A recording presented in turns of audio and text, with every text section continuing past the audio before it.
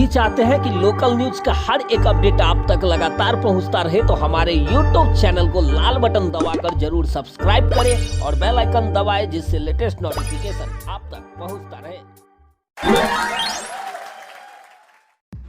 नमस्कार दोस्तों, प्रणाम। आप देख रहे हैं AY लोकल न्यूज, आपकी आवाज, और मैं हूं आपके साथ आपका दोस्त राजीव कुमार। आज हम आपको बिहार युवा सेना के अध्यक्ष दीनबंधु क्रांतिकारी से मिलवाते हैं, जिन्होंने औराई विधानसभा क्षेत्र में अपने क्रांति का आगाज कर दिया है। दीनबंधु क्रांतिकारी समाज के हक के लिए भ्रष्ट नेता और भ्रष्टाचारी के खिलाफ हमेशा आवाज उठाया है और समाज के गरीब, मजबूर, लाचार परिवार को हक दिलाया है। आइए मिलते हैं औराई के क्रांतिकारी और गरीबों का मसीहा युवा समाज सेवी दीनबंधु क्रांतिकारी से। नमस्कार, मैं दीनबंधु क्रांतिकारी, अध्यक्ष बिहार युवा सेना और औराई एवं कटरा का एक साधारण सा समाज सेवी।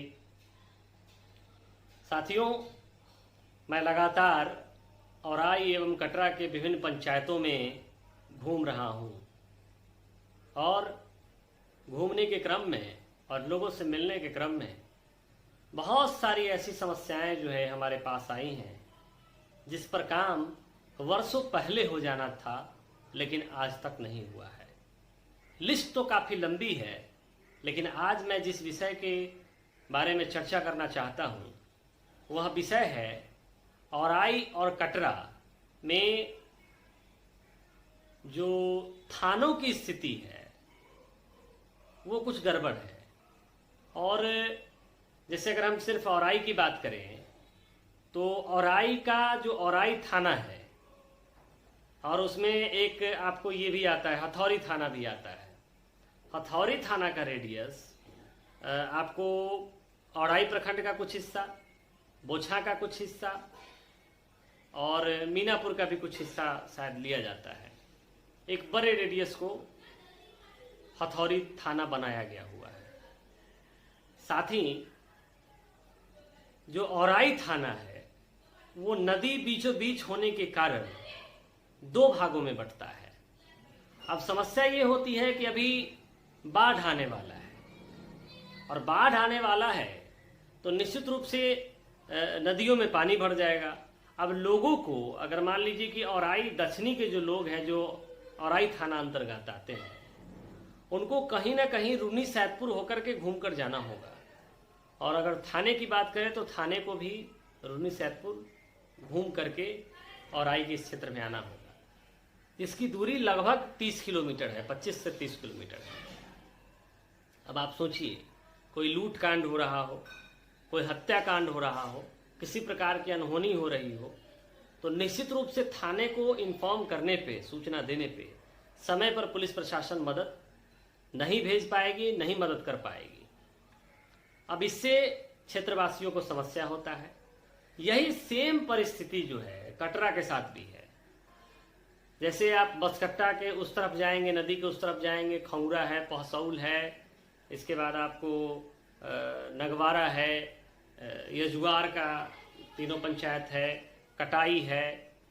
तो ये सब जो क्षेत्र है, इन क्षेत्रों में भी यही सेम समस्या है। क्योंकि थाना जो है वो कटरा प्रखंड पे है, कटरा में है। अब जैसे ही नदी में पानी आ जाएगा तो इस थाने को उस तरफ जाने के लिए 30-40 किलोमीटर उधर से घूम करके सिंहवाड़ा होते हुए आना पड़ेगा, दरभंगा के क्षेत्र से। तो दोनों तरफ के लोगों को समस्या होगा। और अगर मान लीजिए कि हम सभी जानते हैं कि कटरा का कुछ भाग जो है नक्सल प्रभावित क्षेत्र रहा है, तो स्वाभाविक है इससे पहले भी कई बार गाड़ियों को फूका जा चुका है, पुलिस प्रशासन से नक्सलियों का झड़प हो चुका है, कितनी तरह की अप्रिय घटनाएं सामने आई है।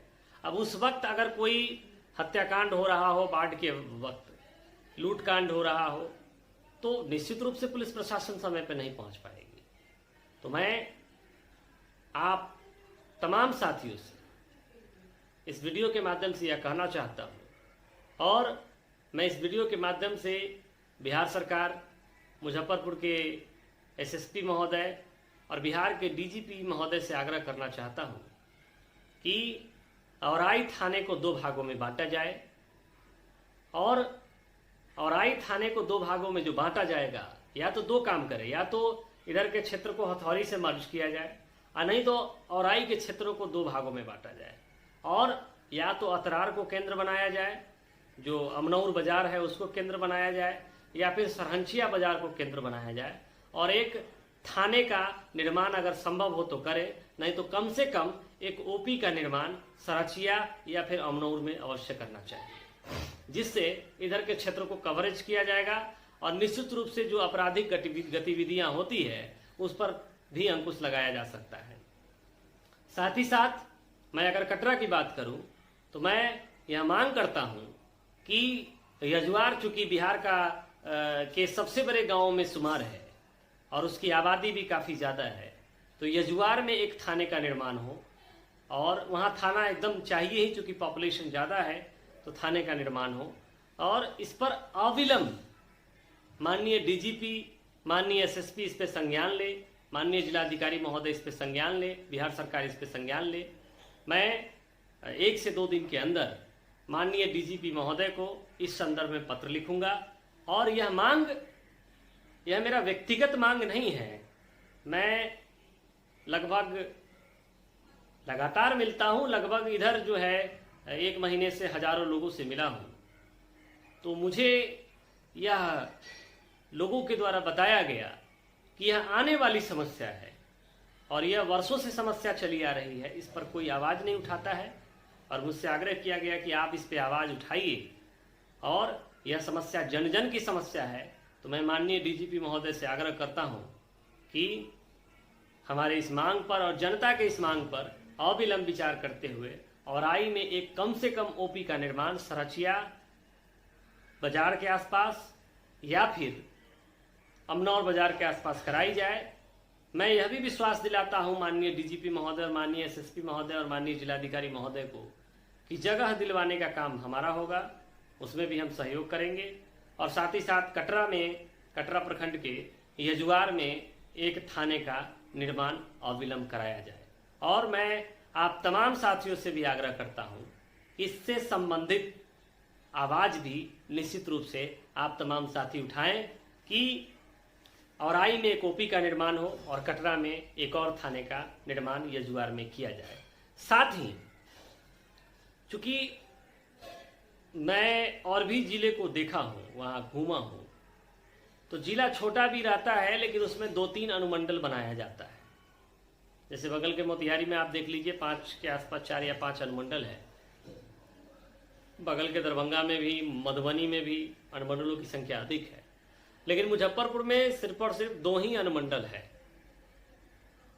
तो हमारा आगे का लड़ाई इस पे भी है कि औराई, कटरा और गायघाट को मिला करके एक अनुमंडल का भी निर्माण हो, ताकि जो है लोगों को परेशानी न हो, बार बार मुजफ्फरपुर नहीं आना पड़े, क्योंकि अनुमंडल से बहुत सारी प्रशासनिक चीज़ों के साथ साथ चूँकि अनुमंडल का कोर्ट भी होता है, तो उससे आम जनता को लाभ जरूर मिलेगा।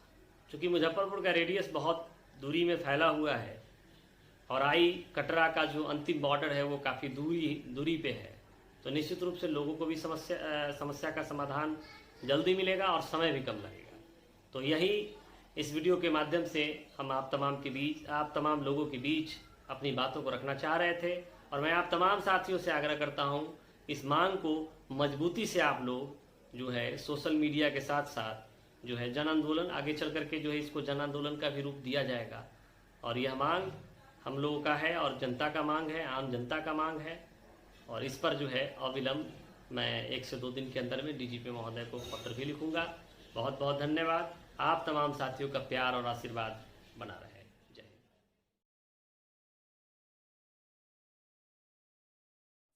अगर आप भी चाहते हैं कि लोकल न्यूज का हर एक अपडेट आप तक लगातार पहुंचता रहे, तो हमारे YouTube चैनल को लाल बटन दबाकर जरूर सब्सक्राइब करें और बेल आइकन दबाएं, जिससे लेटेस्ट नोटिफिकेशन आप तक पहुंचता रहे। Press the bell icon on the YouTube app and never miss another update.